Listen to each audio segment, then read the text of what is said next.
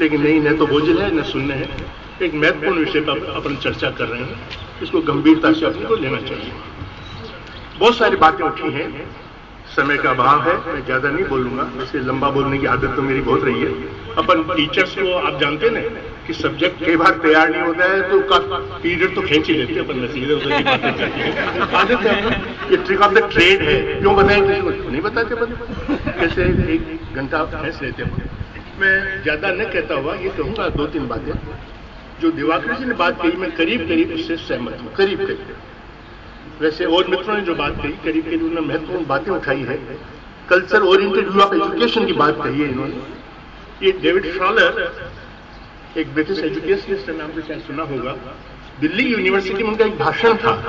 मैंने वो भाषण मौजूद तो नहीं था दिल्ली यूनिवर्सिटी में उस समय, लेकिन मैंने पढ़ा था आर्टिकल के रूप में।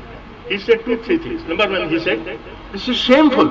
शब्द करीब करीब मेरे है, लेकिन भाव वही है। This is shameful that a country of the size of India, vast resources, inherited of a rich cultural heritage, is looking to the West for concepts, for ideas and inspiration. This is shameful.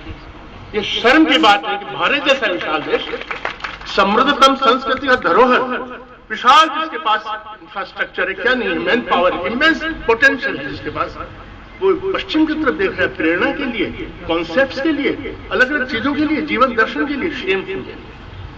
बाद में उन्होंने एक challenge दिया जो मैं तो इस उम्र में शायद स्वीकार नहीं कर पाऊं, लेकिन ये बच्चे स्वीकार कर सकते हैं। जब मैं बीएड और एमएड की क्लासेस में जाता हूं, कई बार नेक की तरफ बहुत गया हूं मैं उनसे कहता हूं कि यू एक्सेप्ट दिस चैलेंज।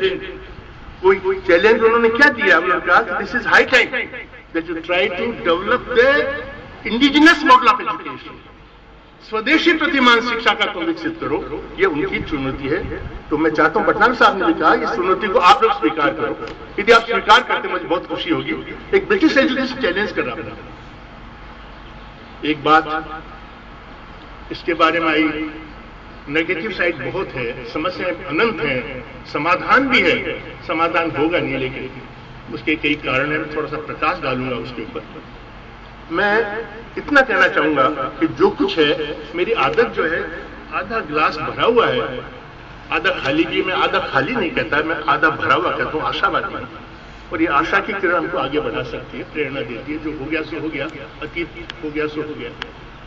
यहां मैं गांधी जी की बात को उद्धृत करता हूं, विवेकानंद को उद्धृत करूंगा। गांधी जी ने कहा, I keep the windows my mind open so that fresh air comes in, but I refuse to be swept off my feet. मैं दिमाग की खिड़की खुली रखना चाहता हूं ताकि ताजी हवा आती रहे, लेकिन मैं अपनी धरातल को नहीं छोड़ना चाहता कि मेरी धरातल समृद्ध तक है। तो बात वही आई कि culture oriented view of education भारतीय संस्कृति के प्रकाश में एक स्वदेशी प्रतिमान विकसित करें, लेकिन दिमाग की खिड़की बंद न रखें। ये न सोचे कि सारा ज्ञान भारत में आया, ऐसा न सोचे। I am proud of Indian culture, but it doesn't mean कि others do not know that. पश्चिम में भटनागर साहब भी गए, मैं बहुत बार गया हूं। कार्य संस्कृति जो पश्चिम में हमारे यहाँ है ही नहीं, कार्य संस्कृति विकसित ही नहीं। छोटी छोटी बातों में एम्पेयरों की टेंडेंसीज हमारे राष्ट्र भाव रहा नहीं, हमारे जीवन में जो है बात आई नहीं, जो राष्ट्र के निर्माण में जो आवश्यक है नहीं आता। बहुत सारी ऐसी बातें हैं। तो मैं ये कहता हूं कि जो कुछ हो रहा है उसका स्वागत करेंगे, इसी फ्रेमवर्क में हम इसको ऑपरेट करने की कोशिश करेंगे। एक बात विवेकानंद ये कहते थे, पश्चिम का विज्ञान, भारत का ज्ञान, आध्यात्म दोनों का समन्वय होना चाहिए। लुई फिशर, एक अमेरिकन पत्रकार, गांधी जी की मृत्यु के कुछ समय पहले उनसे मिला। लुई फिशर ने 2 बातें पूछी बापू से कि tell me Bapu, who is your successor. उन्होंने कहा, गांधी जी के शब्द मैं कोट कर रहा हूं, कोमा पुस्तक मेरा नहीं है। उन्होंने कहा कि Jawaharlal is my successor when I shall die will speak my language. Jawaharlal मेरा उत्तराधिकारी है, जब मैं मरूंगा मेरी भाषा जवाहरलाल बोलेगा। बोली तो नहीं जवाहरलाल जी, दूसरी बात है, गांधी जी मेरी आशा। लेकिन फिर कहा, फंडामेंटल क्वेश्चन ये था, ज्यादा महत्वपूर्ण है, you tell me Bapu, are there no differences between you two of the fundamental nature. मौलिक चिंतन में तुम्हारे और जवाहरलाल के कोई अंतर है विचारों में? तो गांधी जी ने सत्य बात अब कही। उन्होंने कहा, where Jawaharlal wants to transplant the Western institutions and value system on the Indian soil, I wish to evolve the indigenous model of education, polity, society, economy that should essentially respond to the needs, the urges and genius of the Indian people. Gandhi ji के शब्द। मैं जहां जवाहरलाल केवल पश्चिमी मूल्यों को भारतीय धरातल पे लाना चाहता है, ट्रांसफर करना चाहता है, मैं भारतीय प्रतिमान विकसित करना चाहता हूं, एक नए समाज का, नए जिसमें मूल्य हो, नई शिक्षा का, नई अर्थव्यवस्था का, नई राजनीति का। तो मैं ये कहता हुआ कि हमें culture oriented way of education लेनी चाहिए, जो कुछ है उसका हमें स्वागत करना चाहिए। इस बजट में 25,555 करोड़ रुपए इन्होंने निर्धारित किए हैं इस काम के लिए। 25,000, पहले 21,000 था, तो कुछ इंप्रूवमेंट तो किया, कुछ सोच तो आया है, तो कुछ आगे सोच तो रहे हैं वो। दूसरी जो बात हुई है कि अपन जो है इसमें जैसा काफी वर्णन किया, उसको मैं रिपीट नहीं करता हुआ, अशोक जी ने भी कहा, दिवाकर जी ने भी, आपने काफी अच्छी एनालिसिस कर दी, यादव साहब ने भी कहा कि नोट एड्रेस आपने दिया था अशोक जी ने, तो सारी बातें कह दी। मैं उसमें डिस्पेशन का दोषी न बनता हुआ, और फिर भूख भी लग रही होगी थोड़ी सी आपको भी, मतलब है ना।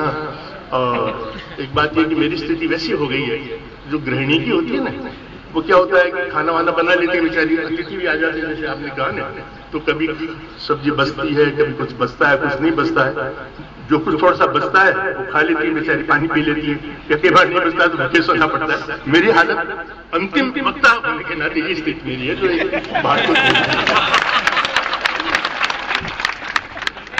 मैं ज्यादा नहीं बोलता, ज्यादा तो एक पानी का गिलास यहाँ रखो, बहुत ज्यादा तो नहीं बोलूंगा, फिर भी एक गिलास।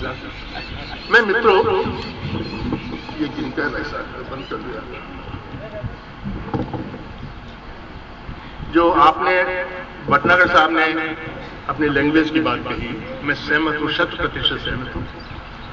डॉक्टर राधाकृष्णन जब बीएचयू के वाइस चांसलर थे, वहां होड़ लगी कि डॉक्टर साहब की कई भाषाओं पे इनकी मास्टरी है, किस भाषा पे उनका ज्यादा अधिकार है, कैसे टेस्ट किया जाए। तो एक साइकोलॉजी के प्रोफेसर ने बताया कि जब आदमी चेतन मन का होता है, उस समय वो झूठ नहीं बोल सकता, प्रयास नहीं कर सकता, सहज होता है। इसलिए डॉक्टर साहब जब सो रहे हो कमरे में, चुपचाप आप उनके बेडरूम में जाकर के गर्म चाय या गर्म पानी डाल दें, थोड़ा सा बड़बड़ाएगा ना आदमी, वो उनकी भाषा है।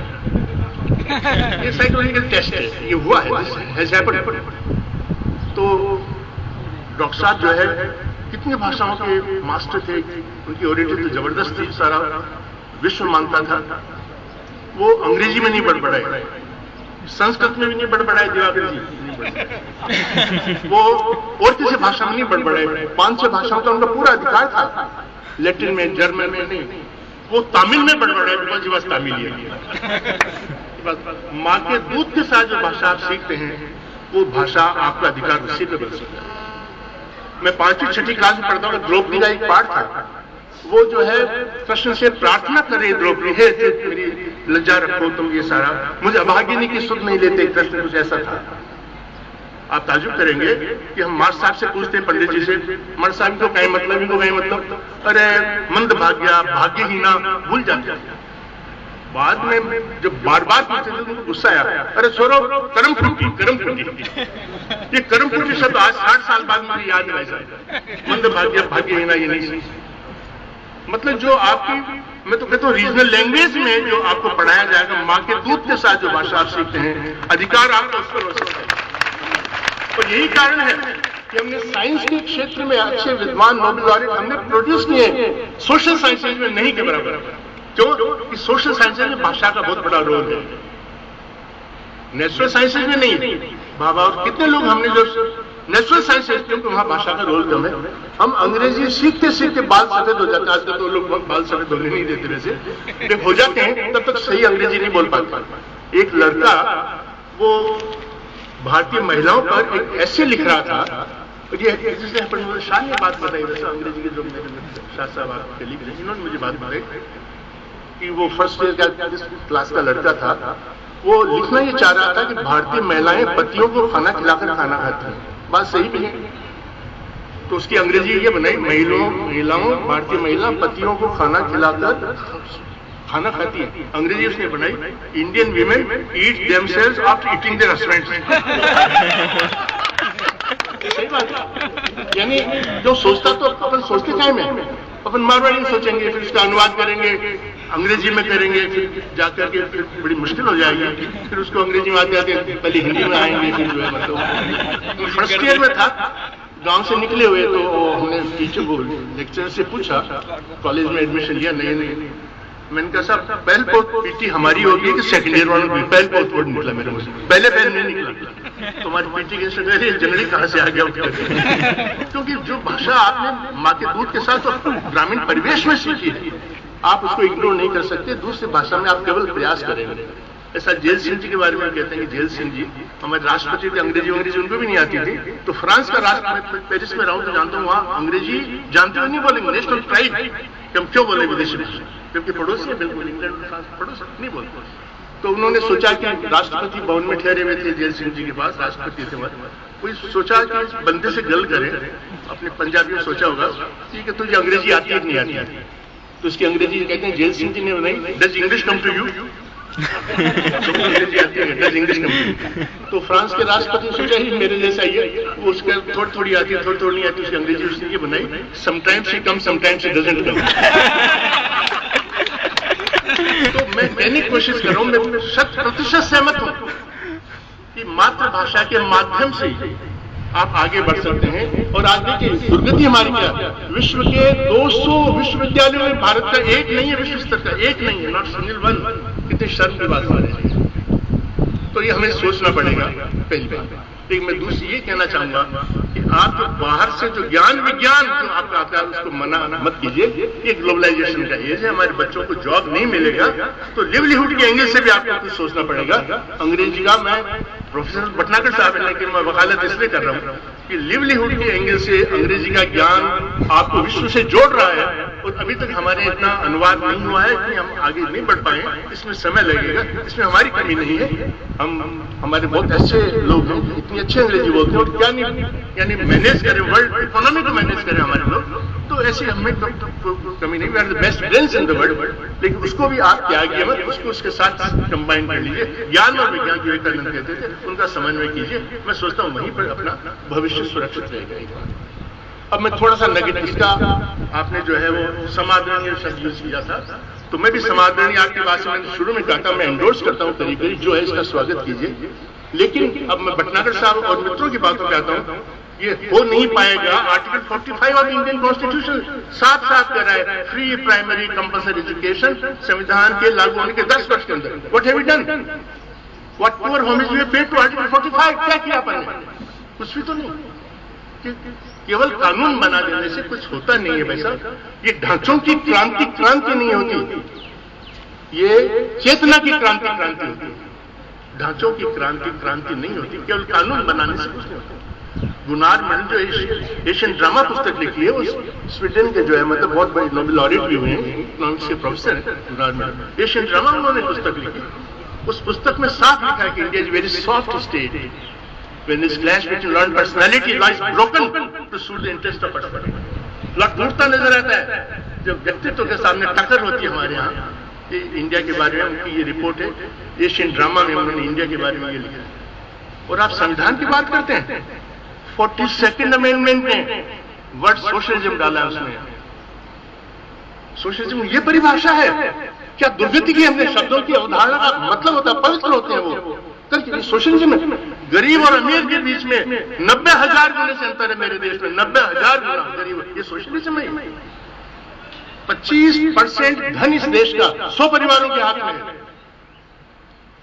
आगे देखिए कि 8,200 कुबेर इस देश में जो है उनके पास 945 अरब डॉलर संपत्ति है, और 115 कुबेर ऐसे हैं जिनके पास 1 अरब डॉलर एक व्यक्ति के पास है।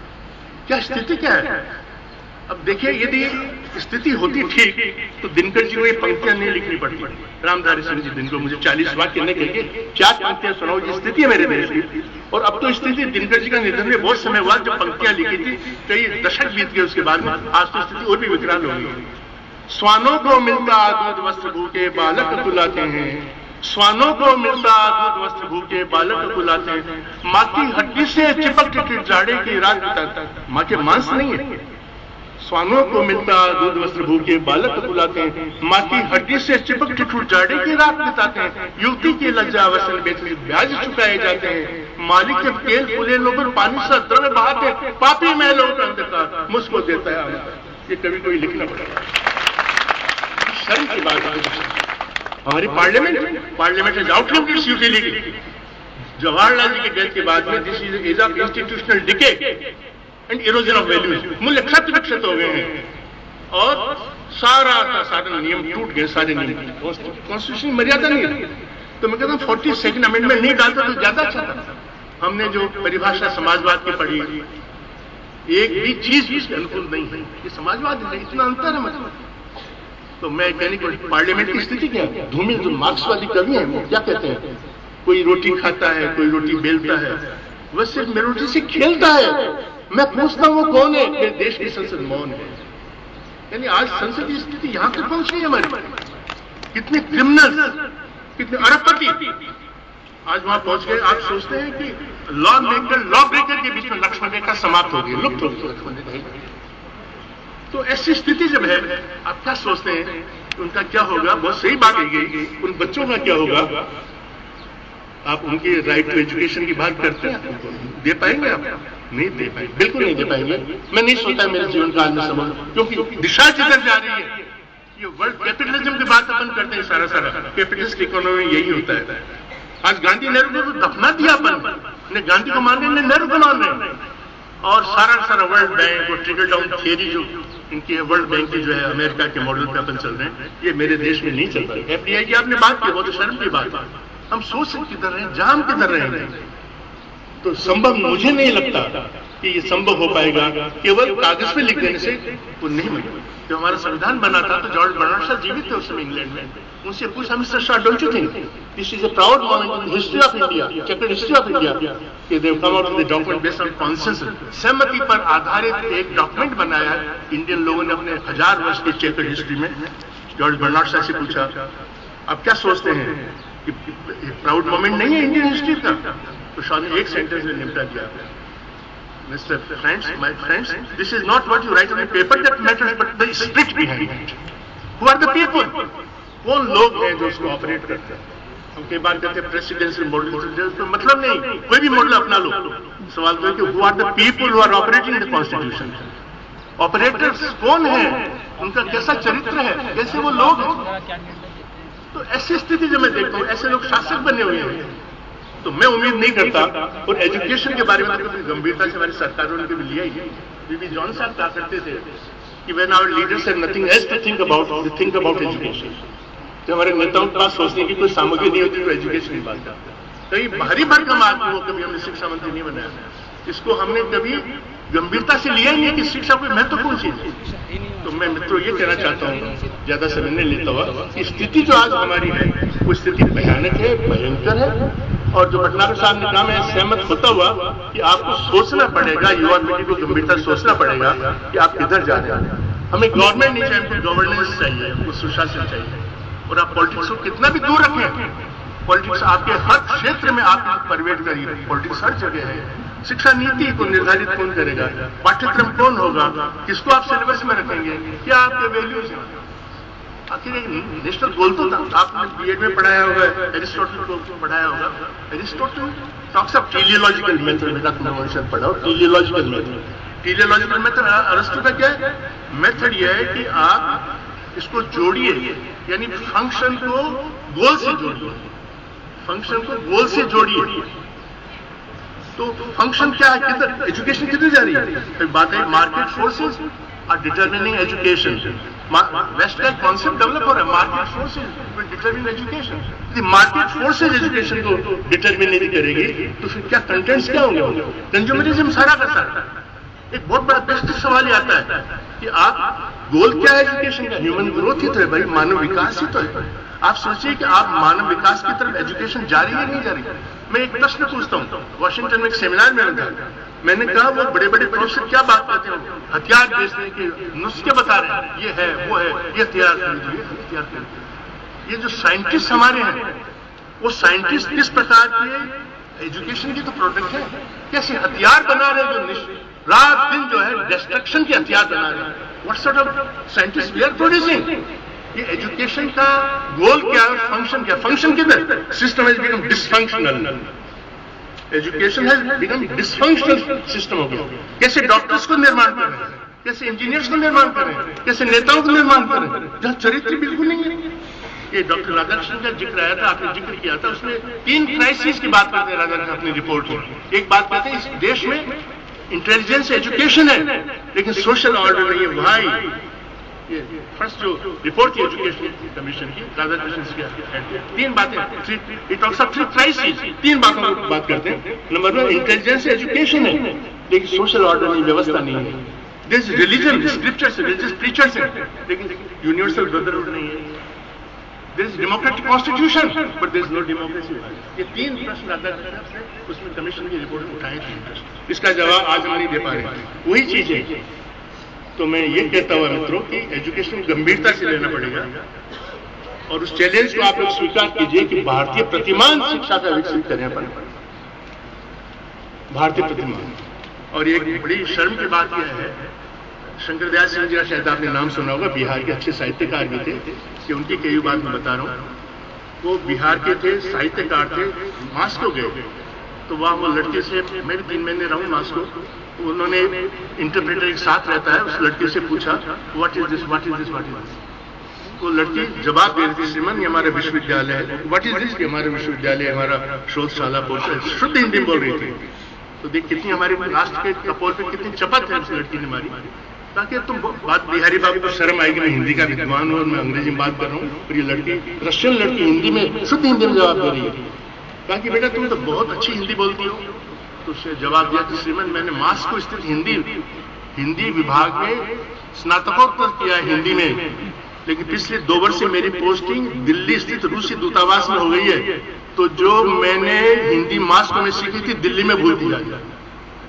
कितनी शर्म की बात है। दिल्ली में, राजधानी में हम यानी अंग्रेजी में काम चलेगा, हिंदी में काम नहीं चलेगा, और आप हिंदी बोलेंगे सोचिए कुछ ऐसी अंग्रेजी में जैसी भी हो ना, तो हाँ विद्वान तो यही है। तो ये दुर्भाग्य है, ये हमारी शर्म की बात है, राष्ट्रीय शर्म है। तो मैं ये कहता हुआ कि हिंदी अंग्रेजी की कोई बात नहीं है, लैंग्वेज से मास्टरी अपनी होनी चाहिए, अधिकार पूरा होना चाहिए। एक मूल्य हमारे जो शिक्षा के मूल्य है, जिसपे बहुत सेमिनार में मूल्य उभर करके आए हैं। तो मैं ये कहूंगा कि कल्चर ओरिएंटेड ऑफ एजुकेशन के बारे में बात करें, संस्कृति से शिक्षा को जोड़ें, संस्कृति के प्रकाश में हम शिक्षा के प्रतिमान विकसित करें, स्वदेशी प्रतिमान विकसित करें, लेकिन इसमें संकीर्णता नहीं है, व्यापकता होनी चाहिए उसमें। हमारा चिंतन तो वैसे भी व्यापक रहा, वसुधैव कुटुंबकम की बात हमने कही है, हमने सच्चिदानंद की बात कही है, और संस्कृतियां जहां मानव को ईश्वर की प्राप्ति से तक रोक दिया है, God realization with whole of mankind, हम मेरे ख्याल से विश्व की एकमात्र संस्कृति है जिन्होंने सत्यचित आनंद को, मतलब ईश्वर को नकार दिया। हमने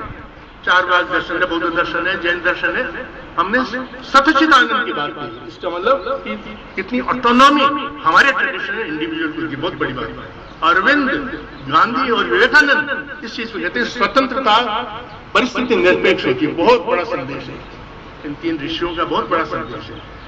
और अंत में ये कहता हुआ कि समस्या कहाँ है? समस्या विनोबा ने एक सेंटेंस में हल कर दी।